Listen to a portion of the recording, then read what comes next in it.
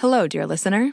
I'm Megan, host of this series, and before we get into the show, I wanted to take a minute to tell you about our sponsor, F.I.R.E., the Foundation for Individual Rights and Expression. We live in a moment when free speech, the bedrock of our democracy and of all free societies, is often viewed as suspect, where many argue that the right to free speech is too dangerous, and that even listening to ideological opponents is morally wrong. Many people just don't see a problem with using the law, corporate power, and even extraordinary social pressure to censor viewpoints they disagree with. But many of us feel the costs of all this in our everyday lives. We feel it when we self-censor, afraid to say what we really think, sometimes even in private conversations with friends or loved ones. We feel it when we opt out of a growing number of public discussions, afraid of the potential cost to our jobs and even our relationships. F.I.R.E. shares a mission with this show, to remind us why a culture of free speech and open dialogue matters. And regardless of how loud the calls for censorship are, F.I.R.E.'s defense of that culture is unshakable and invaluable. And if you want to remember why we choose freedom, even for people we strenuously disagree with, you can learn more about F.I.R.E.'s incredible work at thefire.org. And now, on to the show.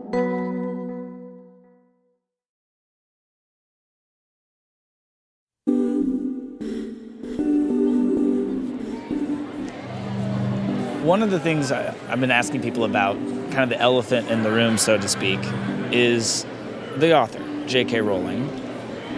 Has your relationship to J.K. Rowling changed since the early days? I don't really care for J.K. Rowling, unfortunately, because the comments that she's made I don't agree with.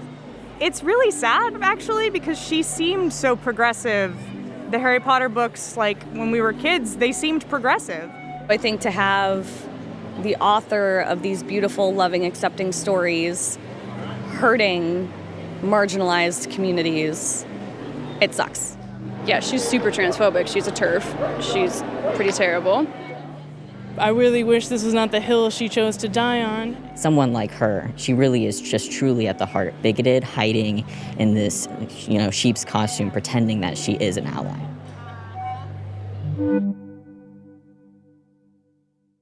As I have been working on this series, the accusation that's come up over and over again is that J.K. Rowling is a transphobe and a bigot. In fact, last year at LeakyCon, a Harry Potter fan convention, staff took the accusation so seriously that at one point, they announced that attendees should report anyone who was vocally supporting Rowling in any way, saying, quote, "We have zero tolerance for transphobia and bigotry of any kind." For many people who support Rowling, they say that these accusations are so off base that they can be dismissed out of hand. But for me, bigotry is not an accusation that I can take lightly. And that's because for a long time, I was a notorious bigot. The Westboro Baptist Church is known for picketing the funerals of U.S. soldiers and Marines in protest over what the church sees as the ills of American society. The Westboro Baptist Church is one of America's most notorious religious hate groups. From the time I was 5 years old, I could be found almost every day protesting alongside my family as proud members of the Westboro Baptist Church. God's wisdom has been crying to this evil nation. Listen to these lying politicians, letting your children be taught it's okay to be gay. We became infamous for picketing events, like the funerals of soldiers and celebrities, with signs that said unspeakably cruel things. God hates fags. Fags doom nations. Fags are worthy of death. And I know it's hard for some people to believe this, but we truly didn't see these words as cruel and bigoted. We thought that what we were doing was right, as you can hear me try to argue here at one of our protests 12 years ago. If you see your neighbor sinning and you don't warn them, what you're doing is you're tacitly enabling and encouraging them on their way to hell. That's not loving your neighbor. So how can you love your neighbor unless you're out here? So this is about love. friends. This is about love. Exactly. This is the definition of love. But people, they are the definition of a hatred. They don't think it's love. What would you tell them? We saw ourselves like the biblical prophets, warning people that they needed to obey God, or else suffer his curses in this life and hell in the next. And we proudly defended our views, like in this clip of my mom and me on the Tyra Banks show back when I was 20 years old. You said, why are you so angry? Well, we're not angry. What we're trying to do is get the point across to people who hate our message, who hate us, who hate God, who hate his judgments. That's why we have to get a little defiant. Yeah.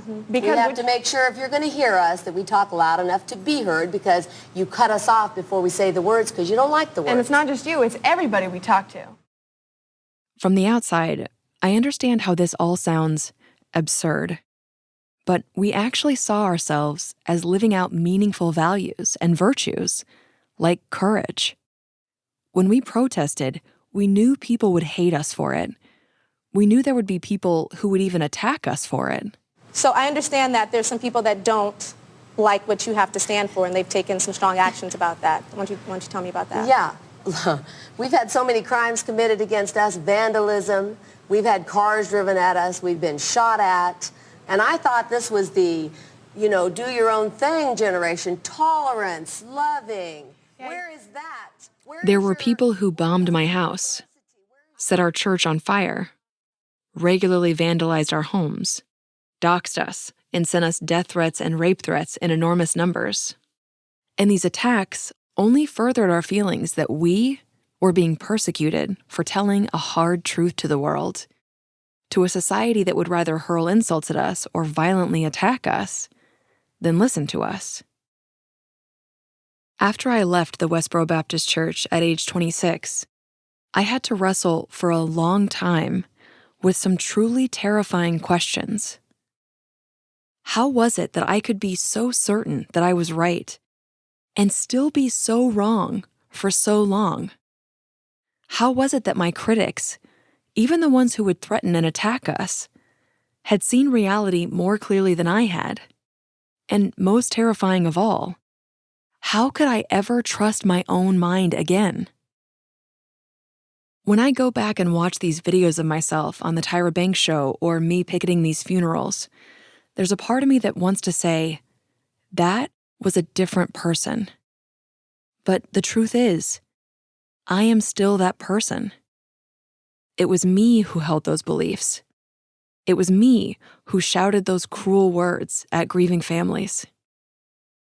Ever since I left, I've been cautious, just so careful when trying to discern what is true, what is right, what is good. I try to stay away from certainty, to remember that at any given moment, I am only seeing a tiny fraction of the world. I tell myself to embrace humility. And one of the ways that I do this is by listening, really listening to people and where they're coming from. I try to understand them and their experiences and their values and how they've come to the positions that they have.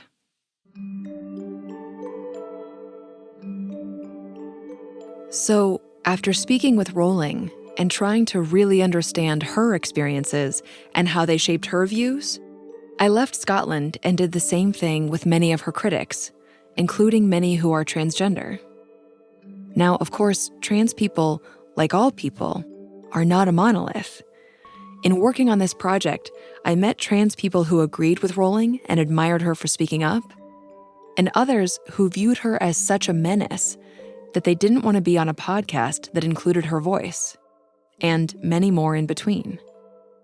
But for today, I want to share two conversations with two different critics who not only were thoughtful in their critique of Rowling, but were also really frank with me about the difficult experiences that inform their views.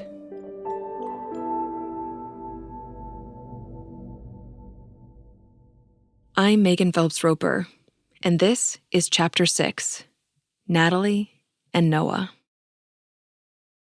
So I want to understand your critique of J.K. Rowling's recent comments over the past few years. But before we do, I would love to know what you think the two of you have in common on these issues of like trans identity, feminism. I think that we both, in some broad sense, believe in women's liberation and equality. I think that we both support gay marriage, for example, as the sort of very basic 2010 level activism.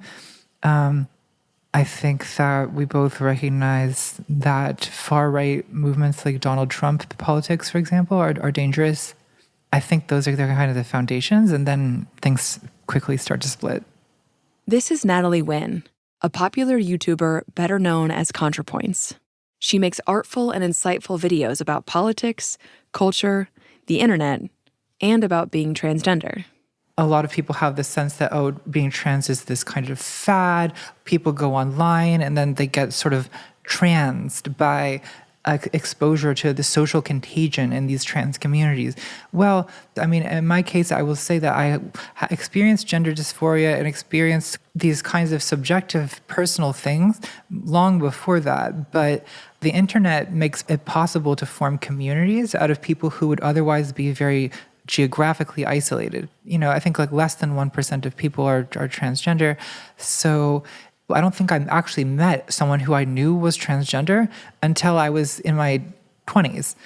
And, you know, if the only experience that you really have with trans people is whatever media you saw about trans people from the 90s and 2000s, you've seen portrayals that are monstrous, that are alien, that are mocking. Right. It's always a punchline or it's like a horror story. You don't want anything to do with it. Mm-hmm. For me to sort of conceptualize myself as, oh, I am a transgender person, I had to actually see trans people who seemed like people, right? And YouTube was great for that. Natalie transitioned in 2017, and she says that YouTube was revelatory. There's, you know, trans people sharing their transitions, and that was really helpful to me to recognize, oh, this is something that I want to do. She says it not only helped her on her path to self-discovery, but it also inspired her to share aspects of her own transition on her channel.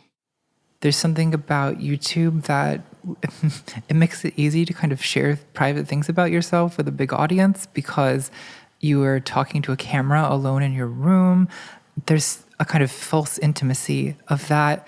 I feel that there's a lot of things that I said to a YouTube audience that I had never said to my own friends and family even. It just felt easier to say to anonymous people on the internet. And that experience of sharing these intimate parts of her life with so many people online, she says it was really significant. The early transition era of my life online was a kind of mix of the like rush of this like Disney let it go moment, right? Like where you've broken like all the rules of your upbringing and done something that you're like very drastically not supposed to do. As a person who is assigned male at birth, you're really not supposed to be a woman. And so if over the course of years, this kind of need, this longing has been building up, it does feel good at first to finally let it go.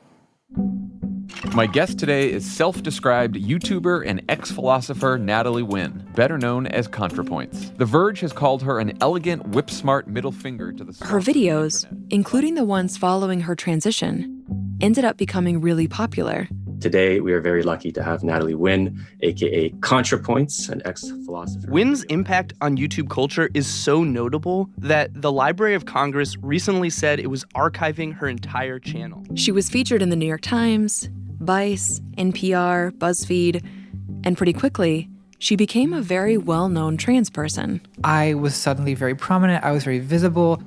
And all this attention, it ultimately led her to getting over 1.5 million subscribers to her channel.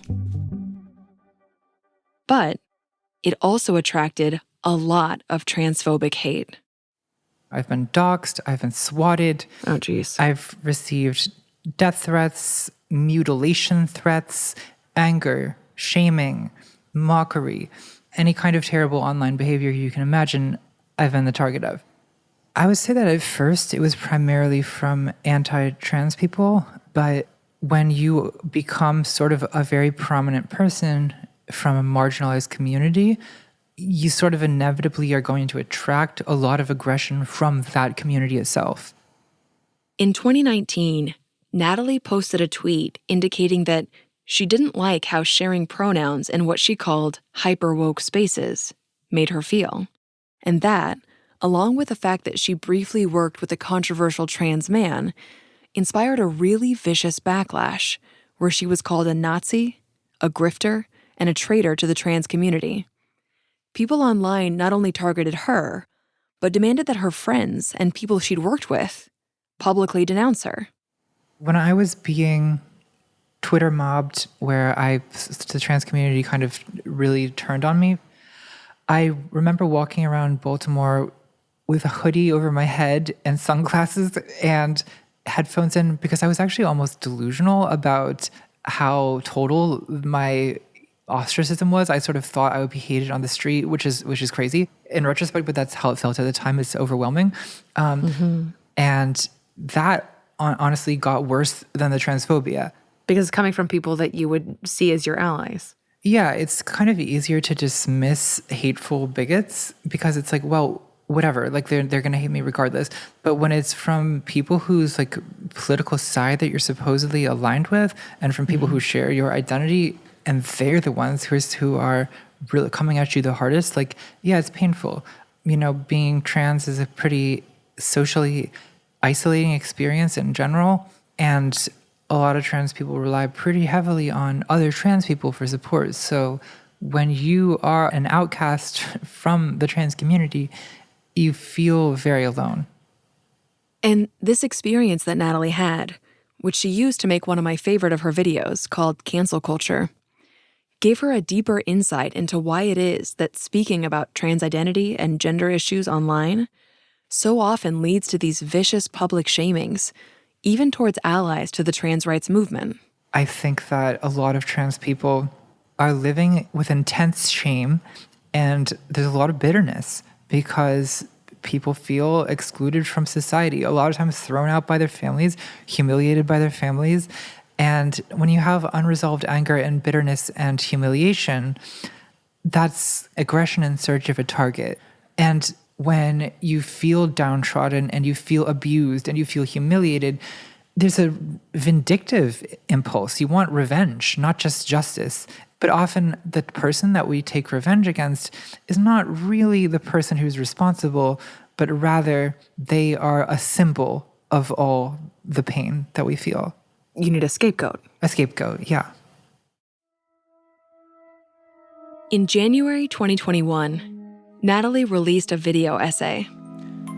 So you've probably heard by now about Joanne Rowling's transphobic tweets, unless you've been living under a rock, in which case, get back under that rock, sweetie. There is nothing good going on up here. And in it, she unpacked her thoughts about J.K. Rowling. Or maybe you heard that all Joanne did was say biological sex is real, and now crazy gender ideologues and trans activists are trying to silence her. This is cancel culture gone too far. This is a witch hunt. Celebrities are under attack. This is the new Salem. This is Orwell's nightmare. And one of the reasons that I really wanted to talk to her was that, as a transgender fan of Harry Potter, who was also a critic of cancel culture, she was critiquing Rowling from the point of view of someone who has been deeply interested in the very same dynamics in our society that I had been investigating myself. This is a painful topic for me all around because as a transgender woman, I am honestly hurt by a lot of the things Joanne has said in the last year. But I also know what it's like to be the target of a Twitter mob. And I realize that to most people, complaining about being canceled, it sounds incredibly whiny and self-absorbed. Like you'd especially think that rich and famous people like J.K. Rowling would be above staying up alone at night reading mean things people say online. But you'd think wrong. And when I see her getting trashed on the TL, there's a traumatized part of me that's unironically triggered by watching people cancel her. But there's also a part of me that wants to join the trashing. How could you do this to me, Joanne? I did not come out of the cupboard under the stairs for this. So in that video, I distinguish between what I'm calling sort of two rhetorical styles of bigotry, which I call direct and indirect. Direct usually involves framing the target as vermin, invaders, parasites, right? This sort of dangerous, foreign, infiltrating menace. The idea that bigotry is simply hate, I call the Westboro Baptist Church theory of bigotry. It's the idea that bigots are people who outright say, we hate you, God hates you, and we're all marching around with signs about how much we hate you. I think in the video you used my family as an example of direct bigotry. Yeah, the Westboro Baptist Church, God hates fags, pretty direct, right? And I think that in some ways, like it can render it less dangerous. It's not insidious. Yeah, because I don't think that it's as influential. Protesting at funerals, that puts people off. People don't want to be associated with that. It kind of has the opposite of the effect of getting people on their side. It alienates people and pushes people away. Yes, but remember that the political talking points that were used, 10 years ago, 15 years ago, 20 years ago, when the sort of Bush era conservatives made opposition to gay marriage a major point of their platform, it was not about God hates fags. It was about defending marriage. We have to protect this institution. That's the foundation of the family. That's here to protect children. There was this kind of fear that if we allow for ambiguity, if we allow for the strict rule about one man and one woman, and we include two men or two women, then order falls apart. Slippery slope. It's a slippery slope, and then anything could happen, right? Indirect bigotry manifests as concern or debate about a host of proxy issues. It's often defensive in tone rather than offensive. Frequently, the claim is that a once-needed liberation movement has now gone too far, that it's now the activists who are the... There's a kind of parallel, right, between where people are afraid that if we allow trans people to participate in society, then the gender order will collapse, and then it'll be anything goes, and men can invade any women's space. And the protections, such as they are, that exist for women will fall apart because of the collapse of the gender order. And when it comes to those ideas of direct and indirect bigotry, when it comes to Rowling and her views about, prisons or childhood transition, is your claim that Rowling is being transphobic indirectly and maybe even unknowingly? I mean, I think that I'm willing to engage with someone who is skeptical, for example, about is it fair for trans women to be in sports? Because I don't know, it's honestly a question I have myself.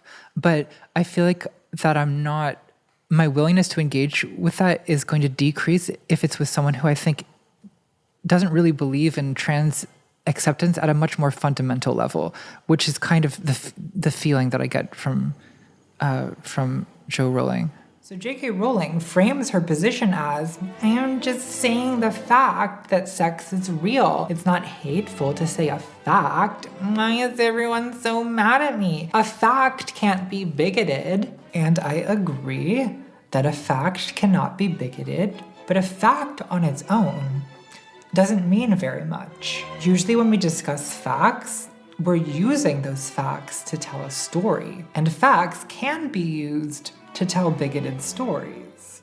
Suppose someone... This was, I think, one of the hardest parts of your critique to consume because of just my own understanding of how important doubts are and how important open dialogue is. Obviously, because of that being the, most transformative thing I've ever experienced in my life. And I just wanted to ask you to help me understand where you're coming from. So one critique you made clear in the video, seeing it as the coded language of indirect bigotry, is the danger of people who say that they're just asking questions. And I totally see what you're talking about, because there are, for sure, bad actors and also just people with really bad ideas. And all these people online who make their whole careers out of using the just asking questions idea as a smokescreen, essentially, right? But there are a lot of people, and I've met many of them while working on this project, who just genuinely have a lot of questions, and sometimes they're afraid to ask them. And I think asking tough questions and pulling apart arguments is, it's obviously a cornerstone of reasoning. And it's actually a thing that you do so well on your YouTube channel. So I just wonder, why is it that you see Rowling and other people in this debate? Why do you see that as if they're just clearly trying to disguise bad intentions? I don't necessarily see it as just trying to disguise bad intentions. I think I'm less concerned with the intentions than I am with the consequences. And when you have someone who is as influential as J.K. Rowling posing ignorant, loaded questions on Twitter, like, this is not the acceptable forum for that level of discourse, right? So, okay, yes, there's very complicated questions that are legitimate to be asked, but I feel like, I don't know, if you're going to be someone with a huge platform who wants to like pose these questions, you kind of have to be responsible for the way that you go about doing that. If you do it in a way that's harmful to trans people, as I consider it beyond any question that the way J.K. Rowling has done it has been harmful, then I think it's valid for people to be upset with you and to criticize that. Is it that you believe that it's dangerous to ask the questions, or just that you don't trust that she's actually engaging in good faith? It's primarily that I don't trust that she's engaging in good faith. I've never really gotten the impression that she wants to know more about the experiences of trans people from the way that these questions are posed. It's all about, isn't this dangerous to all of the rest of us, right? Aren't these people posing a threat to us? Isn't this dangerous to children? Like, I see that as a very loaded question. Right, so you're saying it's not the text, but the subtext, in other words. Yeah, completely. Do you think there's any validity to the concerns that she's raised about the possibility of rushed care? There is a small minority of trans people who detransition. And many of these people do kind of cite that trans identity for them was some kind of shelter from other issues going on in their life. But the idea that trans care is rushed is something that probably is pretty grating to most trans people to hear, because most trans people have this experience of sometimes years-long waiting lists to get care, of having to jump through all these hoops, of having to answer sort of invasive questions about, why you're transitioning and so on, having to really fight, in other words, for care. So the idea that, oh, we're just throwing any teenager who plays with the wrong type of toys into the transition pipeline, that's just not happening. Probably some people are getting sloppy care, because that's generally a problem with healthcare in the US and the UK. The medical infrastructure is actually not that great. But I feel that this is being presented as a bigger problem than it in fact is, which is not to minimize like that. Obviously, it's very painful if you transition and then realize that you've made a mistake, but it just doesn't happen that often. Mm-hmm. So is your issue on the possibility of trans children transitioning being rushed in some cases? Is that you and Rowling don't necessarily have a totally different point of view, but more about what she's choosing to focus on? Well, no one wants to rush teenagers into transitioning if that's not what's going to be the best outcome for them, right? I just feel that a lot of the kind of moral panic over this is overstated. It sounds like you think that she's exaggerating the risks, and that adds to a climate of fear around something that society still seems hesitant to embrace. Yeah. When I was talking to Natalie about this idea of exaggerating real risks in a way that might distort them, I asked her if she felt the same way about Rowling's concerns around self-ID and gender recognition certificates, and what they could mean for single-sex spaces. I mean, first of all, she says, there's this fear, men are just going to be able to come barging into bathrooms with those certificates. Do you need a certificate to enter a bathroom now? That's not how bathrooms work. Like, to me, this is a sort of imagined fear-generated scenario that doesn't really line up with the actual experience of people in bathrooms, right? People identify your gender based on how you look. I mean, I've been using women's bathrooms for 5 years. No one has ever approached me about it, right? So generating a paranoia about men and women's bathrooms, it's sort of this purely imaginative scenario where, there's going to be perverts in bathrooms who will face no consequences because of sexual assault is still illegal. It's not really clear to me how much protection a certificate gives someone. When you talk about the danger of the asking questions idea or seeing it as indirect bigotry, an interesting aspect of this part of it is that, in the first chapter of the first Harry Potter book, Uncle Vernon keeps yelling at Harry over and over again, stop asking questions.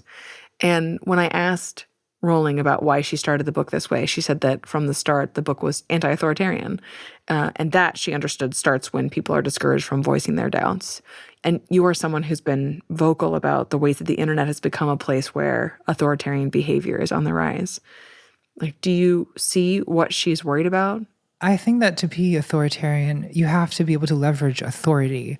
And trans people are in a weak position, right? I don't see like this trans big brother that you can't question. Like that's a very melodramatic and self-pitying way of framing this, that I understand why to people it feels like, oh, the mob is attacking me. Well, I don't know. Is that the mob is it can be vicious and unreasonable and unsympathetic and unnuanced? Absolutely. But to me, that's fundamentally different from Big Brother. In her J.K. Rowling video, Natalie talks about the way that some trans people wield power online, including why that power is sometimes wielded so fiercely. A lot of extremely online trans people really don't have a strong sense of conviction in their own identity, which is why they need constant external validation to prop them up. They need to constantly be told that they're valid, that they really are the gender that they say they are. And if someone even obliquely threatens or questions their fragile self-concept, they lash out. And for some of those trans people, canceling celebrities on Twitter is the one kind of power they have. Plus a lot of, have people been abusive, disproportionate, out of line in reacting against J.K. Rowling? Of course. Do I endorse people saying like violent or abusive, cruel things? No. I've been the target of a lot of that myself, but I also kind of understand what people are mad about. Mm-hmm. I definitely hear you. As I'm thinking back, of course, I was in Westboro when the discussion about same-sex. At the end of our conversation, I told Natalie a bit more about my own story, how it was people willing to engage with me, even when I was saying really cruel things that was so transformative, and how I wonder, as uncomfortable as those conversations can be, if they're really the best path to progress that we have.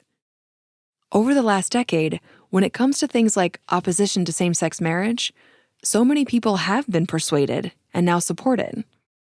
And I asked her whether one of the reasons she was willing to speak publicly about these issues was because in a pluralistic society, actually having the conversation is how effective change is made. That they serve a purpose that is ultimately good, even though we wish there was a more ideal route.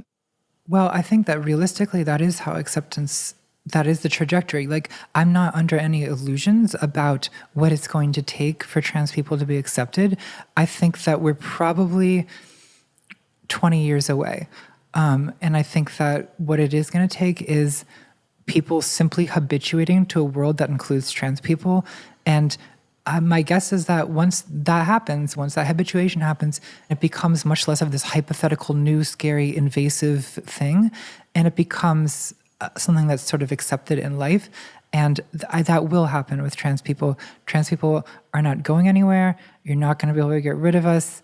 I think that once this becomes normal, it will become, to most people, a bit more of an embarrassment that they behaved in this way during these years. And I certainly do believe in having the conversation. I mean, I consider myself, I think I'm having the conversation right now.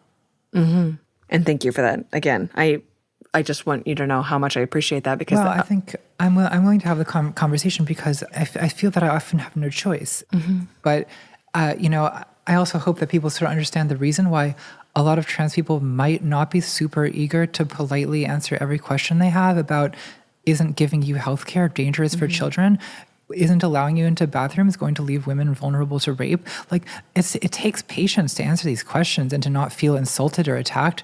I mean, I am willing to do it to a certain extent because I know that I have to, right? Because unfortunately, the progress of trans people is in its still fairly early stages. Mm-hmm. And I hope you understand how deeply I know this in my bones, because when I think about the people who engaged me on Twitter back in the day, the ones who were patient and showed me grace when I displayed the kind of absolutely horrible cruel behavior that I did, it honestly shocks me. So anyway, Yeah, I completely understand that, and I appreciate it. I do sometimes worry that I'm like somewhat losing my ability to have that kind of like tranquil, forgiving quality, because you can get worn down doing this for too long. Sometimes I worry that I'm, I guess, I sort of usually avoid these conversations lately because I honestly kind of have gotten a bit burnt out on it, but I do still feel this kind of, why am I here? I think J.K. Rowling, like,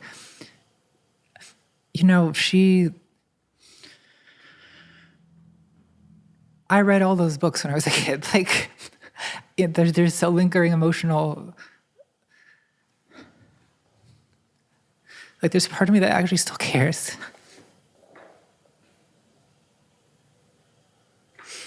Sorry.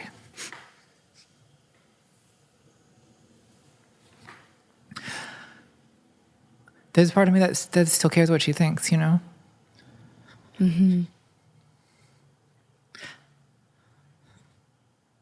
What would you want to say to J.K. Rowling?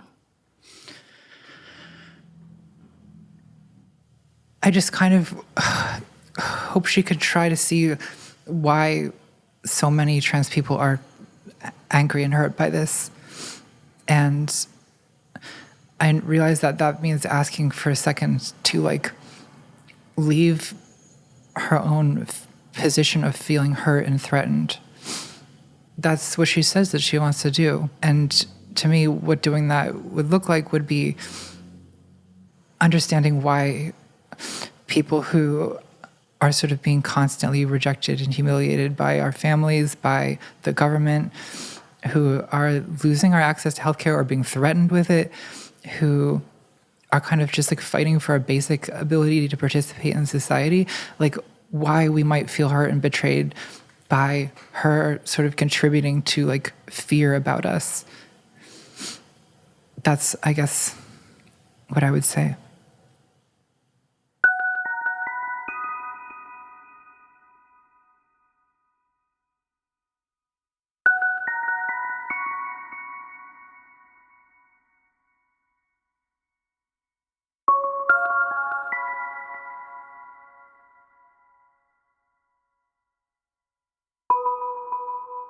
We'll be right back.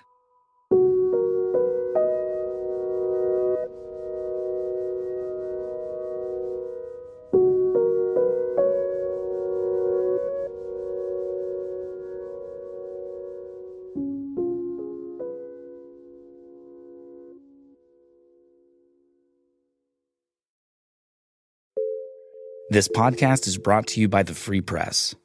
The Free Press is a new kind of media company trying to help restore trust in journalism at a time when that trust is at a historic all-time low. And we're doing that by printing stories, hosting debates, and publishing a wide range of opinion pieces, all in an effort to break out of echo chambers and fight against confirmation bias, and see the world as the complicated and sometimes wonderful mess that it really is.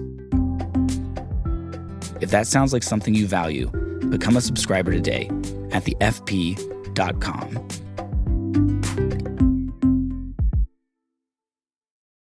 Here at the Free Press, we know firsthand how difficult it is to manage all of the operations of our business and how important it is to have visibility and control over our financials.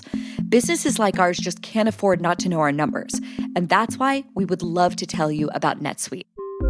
NetSuite by Oracle is the #1 cloud financial system to power your growth, and it's trusted by over 33,000 companies. NetSuite has everything you need to grow all in one place. With NetSuite, you can automate your processes and close your books in no time while staying well ahead of your competition. 93% of surveyed businesses cited increased visibility and control after upgrading to NetSuite. So on behalf of the Free Press, if you run a business and you need a best-in-class financial system, we strongly recommend NetSuite. Go to netsuite.com/witchtrials. For For those ready to upgrade to the #1 financial system for growing businesses, you can learn more about NetSuite's new 2023 financing program at netsuite.com/witchtrials. That's netsuite.com/witchtrials.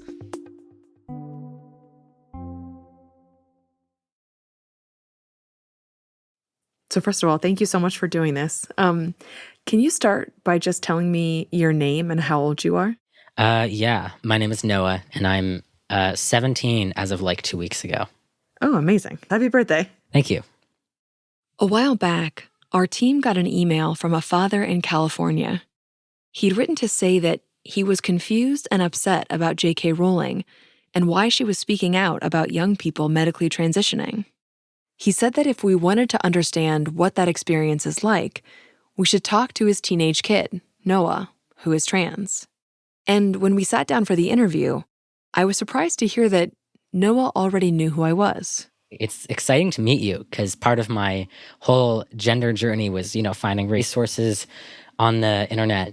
And I watched every TED Talk about every remotely queer subject that there was. So I saw yours more than once.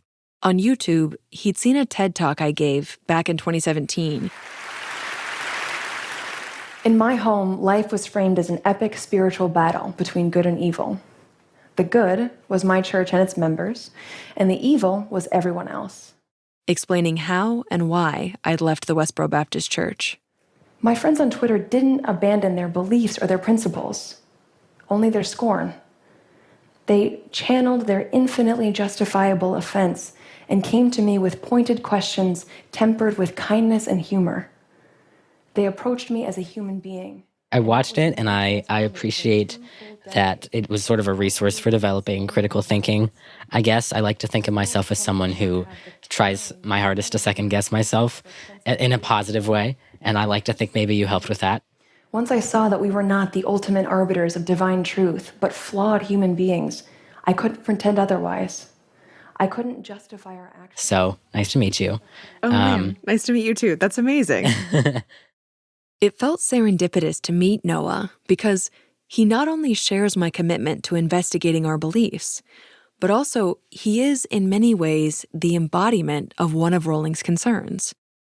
A young person, born female, who showed no signs of gender dysphoria growing up, but was overwhelmed with dysphoria at puberty, and within a few years had medically transitioned, including getting surgery as a minor. Can you tell me, how long have you gone by Noah? I've gone by Noah since the summer of 2018. I tried out the name Blake for like a month, but I've been going by a name that was not the one I was assigned at birth since March of 2018. March of 2018. And so how old were you at that point then? I think I was 13. And how do you describe yourself and your gender? I think the simplest way to describe myself is trans male, a trans masculine person, which is a term for anyone whose gender transition has led them to a more masculine place than when they started. And when did that start for you? When did you start to feel different? My therapist has said that it's very common for trans people to only come to the realization that they're trans in puberty, which was the case for me. For a lot of my childhood, it just didn't come up, which my parents had a really hard time with because the portrayal of transgender people, the extent of what they had encountered is it's like a 4-year-old who is a girl and then says, I want to play with trucks, I hate dresses, I won't wear one, etc. And then they get older and they have the words to articulate their feelings and everyone realizes, oh, you were transgender. And we all knew all along and nobody's caught off guard. But that wasn't my story. I have feminine interests and I had feminine interests growing up. And it wasn't until I was 10 or 11 that I started being uncomfortable with my body. When I started developing a more feminine body, I knew I was uncomfortable. And then when I was in middle school, I started discovering portions of the internet where people would talk about queer identity issues. What specifically were you looking at? My sort of gateway was BuzzFeed because they have a ton of viral content. Dear BuzzFeed, when I was 4, I just thought I was like any other boy. As I grew a little older, I started realizing I was different. Jamie Dodger, whose video, it was titled Dear BuzzFeed or something similar. and tried to fit in as female during my early teens. I could never find clothes I liked, felt uncomfortable in anything I wore, and disliked my hair being long. I must have watched that 20 times. The day I started testosterone was incredibly exciting. My dad picked up my prescription for me, and it was sitting waiting for me when I got home from college. From BuzzFeed, I started doing my own research. When I was 11, I used to just rewatch videos over and over of trans men documenting their journeys online. And even before I understood why I was fascinated with that content, that's just all I would do, is just rewatch videos like that. Hey, what's up everybody? Welcome back to my channel. Today I'm going to be giving y'all some of my most effective dysphoria hacks, tips to get over dysphoria. I'd like to recommend that everybody document their transition. Having before pictures and videos and recordings of your voice that you can look back on later in your transition will end up being so meaningful. It's made a big difference in my A lot of my exploration, none of it was, you should be trans. It was just, this is my journey. I really liked it when people called me a tomboy. I liked it when I fit in with the boys more than the girls around me. This is what I want to tell the world about my journey and about the community at large. Today I'm going to be going over my 1-month post-op top surgery, kind of a general overview. And I took all of that information in, and I came to the conclusion I should allow myself to explore who I am and try and use that as an avenue to find happiness. And something that had a really, really significant impact on me was people who portrayed a trans body in whatever forms it came in as beautiful or normal, which taught me that there is hope for me to be happy and that I can allow myself to feel joy or find some joy in how I look. And were you seeing a therapist or a counselor at that time, like when all of this started? I had a lot of mental issues. Maybe that's not the most delicate way to say that, but I was dealing with a lot of mental struggles once puberty began. You mean aside from your issues with gender? Yeah, and I couldn't really identify that I had issues with gender. I just had all of these abstract feelings that didn't coalesce into gender dysphoria until I understood what that term meant fully, which was later on in my life. And so I was dealing with very severe anxiety disorder, a depressive disorder, obsessive compulsive disorder, and attention deficit hyperactive disorder. And so my mom got me a therapist who I've been with ever since. And when she picked out that therapist, she picked out someone who specialized in anxiety and gender issues in adolescence, which I find interesting to look back on. And I had a psychiatrist as well. And around 8th grade, I went into this really severe depressive episode. And I ended up telling my psychiatrist that I was debating suicide. And so everyone decided that we were going to have to keep an eye on me. And so I just kept going to therapy. And like I said, the core issue, which we couldn't figure out, was never resolved. And I believe within a year, I joined a support group for transgender youths. And my therapist helped me identify that a lot of what I had been expressing to her for a really long time could be identified as feelings of gender dysphoria. And after at least a year and a half or 2 years of those issues being present, she referred me to a gender clinician, and talking to my parents was the first big step that was taken. We identified what I wanted from the gender clinic, which was to go on testosterone and to get top surgery, but that couldn't happen partially because I was too young. I believe the limit was 16 for surgery, and they just weren't comfortable at 14. So our task that we got was for me to discuss my gender with my parents. And so once or twice a week for a long time, at least a year, my parents would sit down with me and we would have a long talk about how I was feeling, because it had to become very clear that not only was my gender dysphoria spawning all of the other mental issues I was having, but that the solution was medical intervention. And that was seemingly the only thing that could help me, because we had tried pretty much every other option at that point. And how did your parents react when you first told them that you wanted to transition? They had both been watching me struggle for a really long time. And my dad in particular just really wanted to help me improve and help me do better and help me become healthy. But it was very intense for them. It was very intimidating. They were pretty caught off guard. Like, they raised me. There wasn't any very intense masculine leanings. And when I brought it up, they were really surprised. So it took a lot for them to even be on board with me not being a girl. And I think they're still struggling with that to an extent, which is understandable. And I can empathize with where they're coming from on that, of course. And I've done my best to empathize with every possible point of view that this situation involves. They did not really want me medically transitioning. It took a very long time, and it took like 3 or 4 or maybe even 5 medical professionals saying to them, we have been observing your child for a long time, and we believe this is the right step for them, for my parents to be on board. And I mean, can you talk about what specifically made them uncomfortable? Like, what were their concerns about? I mean, it sounds like you're saying in part that they just couldn't envision you as anything other than a girl, but were there other concerns that they had that they expressed to you? I think a lot of it was that they understandably had this certain ideas in their head of who I was going to become. Things like, one day your dad will walk you down the aisle towards a bride or a groom. That didn't matter to them as much, but they pictured me in a gown, and they pictured being in the operating room as I gave birth to my child, and they had all these specific ideas and dreams and goals and hopes for me. So a lot of it was their expectations for me and how they saw me developing. But I would argue the majority of their concern was, to quote Abigail Schreier, that I was doing irreversible damage to myself, that I was making a choice that was incredibly drastic, that I could not make because I was a minor, and that I would regret and have to reverse later in my life, all of which are very, very valid concerns. And I took them all very seriously, as did all the other adults and medical professionals in that environment. And another issue that was raised by my dad was he has transgender friends, and he has encountered a lot of transgender people who don't pass or who it's clear that they're transgender.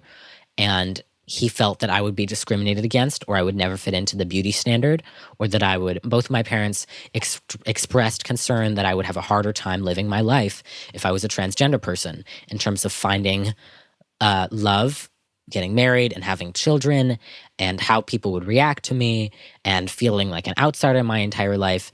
They had a lot of concerns with how my quality of life would decrease, even if I made the right choice by transitioning. So even with all of your parents' concerns, what made you, and eventually them, feel safe in moving forward with medical transition? To me, what's important is that I had a team of medical professionals who had done this and who could help me make the right decision and help guide me. And I felt convicted of things in my life, but I've never felt as convicted as I have about my identity in terms of knowing what would make me more comfortable, which was medical intervention. And as convicted as I was about that, which was 100%, I don't know if I would have let myself make that decision had I not had help from a support network who did not just blindly say yes to everything I was telling them, who asked me more questions, who guided me in a way that wasn't just, everything sounds right, you've checked off all the boxes, let's move you to the next stage of your transition. It was a very thoughtful, serious process, as I believe it should be for everybody. You know, as you're doing all that research and thinking things through, did you read or see stories about detransitioners during that time? Yeah, I definitely did. I think it was a concern for me in some ways. It was a concern for me because the idea of detransitioning was scary to me, because I know I feel this way now. If other people have also felt this way and transitioned, they must have just woken up one day and felt a completely different way. And I don't want to dismiss detransition as an issue, because not exploring it is risky, and it's important to talk about, because just as much as I feel transition is liberating, I don't want it to become limiting for anybody. You don't want someone to do it who won't really benefit from it. Exactly. I want everyone who will benefit from it to do it and everyone who won't to not, which is a hot take, I think. I'm a revolutionary in that way. But thank you for laughing at that. Well, I mean, like, you're right, though. Like that, this topic obviously elicits a lot of really strong feelings. And people have sometimes a really hard time talking about it with nuance because the stakes feel extremely high. Yeah, I completely agree. And I think one of the reasons I'm excited to be talking about this is I think it's so important to emphasize that everybody comes into this issue with a core belief that people should be happy. And a lot of the people who are anti-trans, not all of them, for sure a lot of them are grifting, but a lot of them come at it from the perspective of not wanting other people to make an irreversible mistake and do irreversible damage. And I think it's really important to note that I take all that really seriously, and I'm coming from the exact same place of wanting to mitigate irreversible damage. Part of what J.K. Rowling says in her essay, she lists all of these things that are common among people my age who transition from female to male, and it's like anxiety, dissociation, all of these different things that are very common in transgender people, but she is interpreting those real facts as these children are misinterpreting their difficult feelings as being on account of gender dysphoria. And I think what's crucial is that I was not the only person making these decisions for myself. I expressed how I was feeling to adults and to professionals, and they came to medical conclusions the same way you would about undergoing any sort of medical procedure. Okay, so, a lot of people like to break with social norms, like, women who shave their heads or guys who wear eyeliner. And I just want to understand what was different about what you were experiencing. Can you talk about that a little bit more? That's a good question. That's a question my parents had too. For me, what was different between my experience and maybe just a masculine woman's experience is that I didn't feel I could continue living happily or living sustainably at all unless I was living the life of a man as opposed to a masculine person. When I was being perceived as a woman, it was incredibly distressing to me. It just became incredibly important and a sort of psychological need that I be seen and referred to and live my life the way that a man would. It was also so severe for me that medical intervention had to be taken for my own well-being. Okay, so I just want to stick here for one more minute because I really want to understand your experience and to help other people understand it. And I think one way to do that is to compare it to an experience that's, I think, pretty common, and then to see where yours diverges from that. So I remember being 7 years old, and there was a girl in my class who was experiencing, what I now know is called precocious puberty. So she'd started her period, and I didn't know what that meant. So I went home and asked my mom, and she pulls out this book. I'd seen the book before, and she starts showing me illustrations of uteruses and ovaries and fallopian tubes. And I last about 90 seconds before I was just so disgusted that I was like, please just put it away. And she laughed at me, and we went on. But as a kid, I just remember being angry and offended and upset when I found out that childbirth was painful. I was disgusted and embarrassed, by bras and breasts and periods and basically anything that distinguished me from boys. It just seemed to me that boys had it easy, and I just wanted nothing to do with femaleness. And I guess my question is, is that disgust and discomfort that I felt, that kind of alienation from my body and from the role that I understood I was supposed to occupy in life, is that similar to what you felt? And do you think that maybe the magnitude of it was just more extreme in your case? Or what do you think are the biggest differences between what I described and what you went through? That's interesting. I think my experience was different in ways that I hadn't thought about because I hadn't had someone, express to me that question formatted that way. But I think for me, I sort of was excited for puberty, and then I thought it would be an escape where I would finally get to a place where I was comfortable and I could fit into a role. Like, I always didn't really feel like I fit in places. And so I thought, well, puberty, I can't wait to turn into a woman. I can't wait to grow breasts and begin my period and everything, because then I'll finally feel like I am belonging to the female gender for the first time. And then everything will click into place. And I was really excited. And then, things started developing. And I remember telling my mom, I don't like it, but I'm sure I will. Like, it's just because I don't like that they're small. When my breasts are bigger, then I'll be happy. And then they got bigger and I was less happy. And so I guess I really was looking forward to puberty because I thought it would be a gateway to feeling acceptance and finally feeling at home in my body. And then the opposite happened. And part of me leaned in and part of me was leaning out. And it took a lot of daily discomfort and a certain amount of self-loathing to get to a place where I understood that what I wanted was to be a masculine person. And then I think it didn't click until I had experimented with masculinity. At the start of my gender journey, you could say, when I was just using different pronouns and a different name, it made a huge impact to how I felt, and I was finally feeling more like myself. So I guess the difference between me and maybe another person going through feminine puberty who was leaning in a masculine direction is that I leaned so far into that masculine direction and only found that I was finally happy and secure once I had gone all the way from female to male. And any in-between zone, any masculine womanhood or anything like that was unsatisfying, and I was still unhappy. Does that make sense? Mm-hmm. Yeah, it does. Can I ask, how old were you when you got top surgery? I got top surgery 3 months ago tomorrow. And so you were 16? I was. And what do you think would have happened if you'd had to wait until you were at least 18 to make these decisions? I've thought about that a lot, and I think if I hadn't, and again, this is very severe language, if I hadn't killed myself, I would have at least tried. And I have dealt with self-harm and stuff like that. And it's just, I was dealing with emotional problems, but I'm dealing with a lot of them now.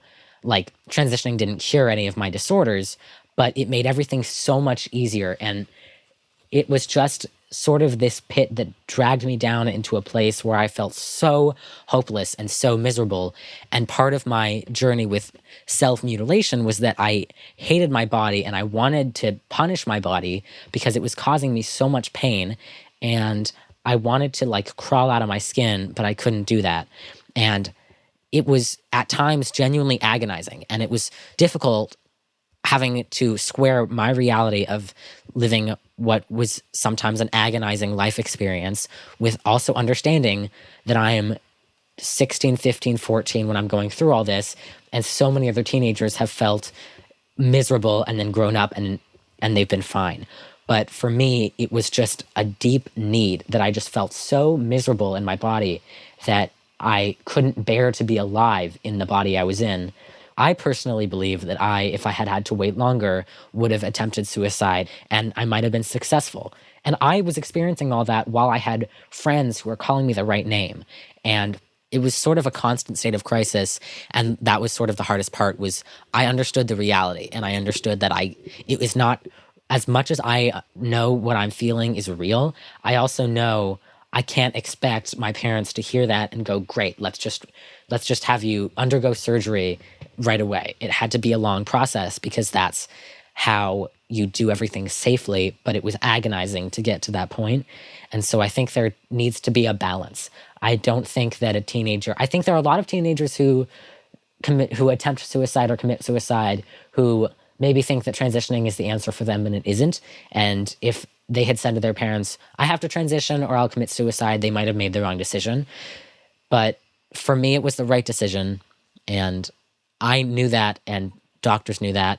And it was what I needed to feel like I could stand to wake up in the mornings. Mm-hmm. Thank you so much for sharing that with me. Before you go, mm-hmm. I did want to make sure to ask you about J.K. Rowling and Harry Potter and how you feel about all of that now. Let me share with you some of my accolades. I've read the books 4 times. I know what house I'm in. I know what wand I have. I brought my Harry Potter wand that I made out of hot glue and a chopstick to prove that I have stake in this conversation. I made that when I was like 7.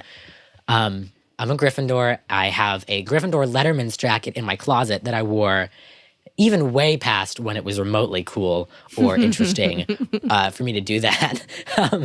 I have my golden snitch right here. I'm such a big Harry Potter fan, or I was such a big Harry Potter fan, especially because it was so hard to be in the real world. I can't even state how important it was to me. J.K. Rowling, I stole her biography from my 3rd grade classroom, and I kept it for a long time because I just loved reading it because I just admired her so much. And some part of her has shaped who I am and gotten me through so much. And her work is so important to me now in so many ways.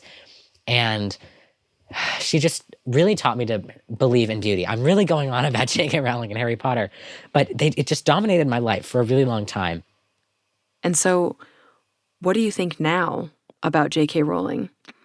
Like, how do you understand the things that she's been saying about sex and gender? And I guess, where do you think you agree and disagree, do you think? That's a very, very good question.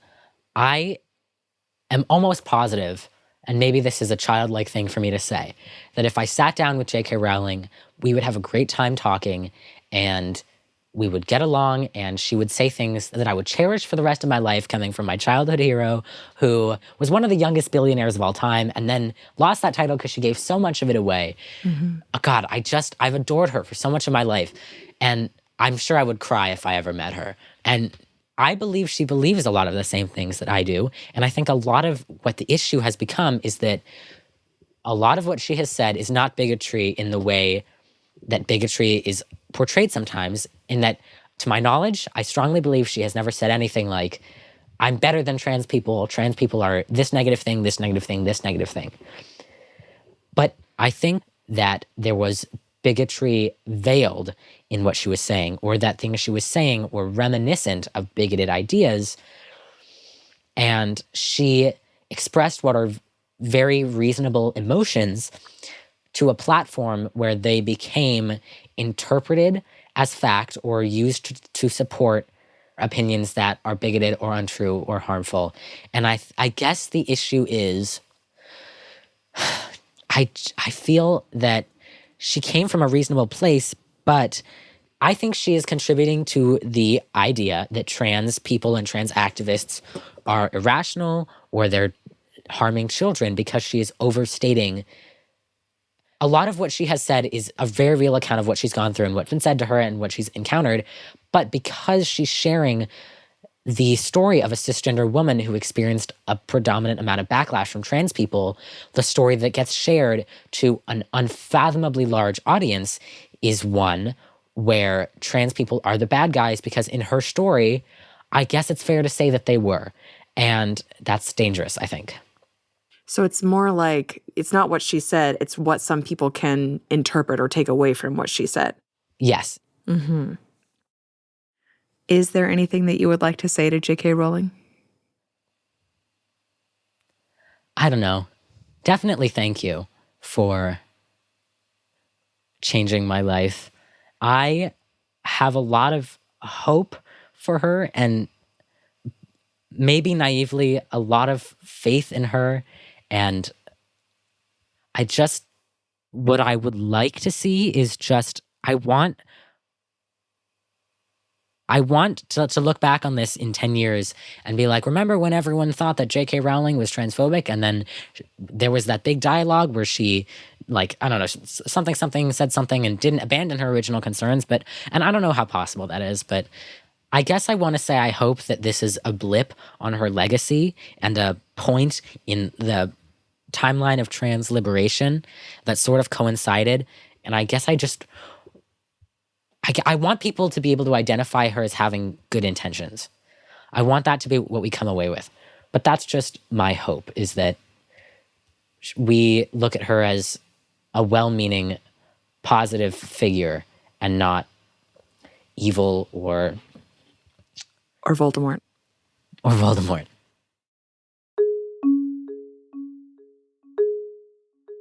Noah, thank you so much for your time. You have been so generous, and again, I'm just incredibly impressed with the kind of thoughtful, nuanced position that you have taken. So thank you again for sharing that with us. Thank you very much. Thank you for having me.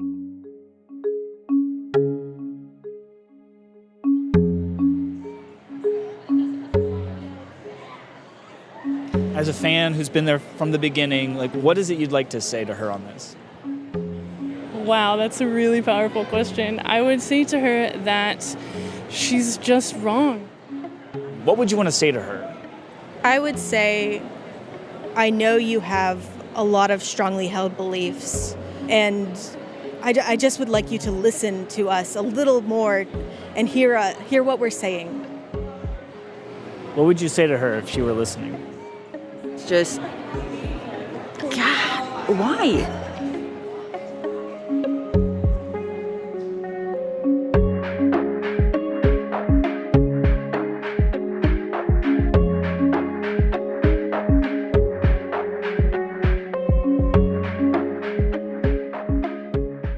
On my second trip to Scotland, to again sit down and talk with J.K. Rowling, I wanted to give her the chance to answer some of the hard questions posed by her critics, to hear what she makes of them, and to ask her, essentially, the same question I am always asking myself. What if you're wrong? More next time.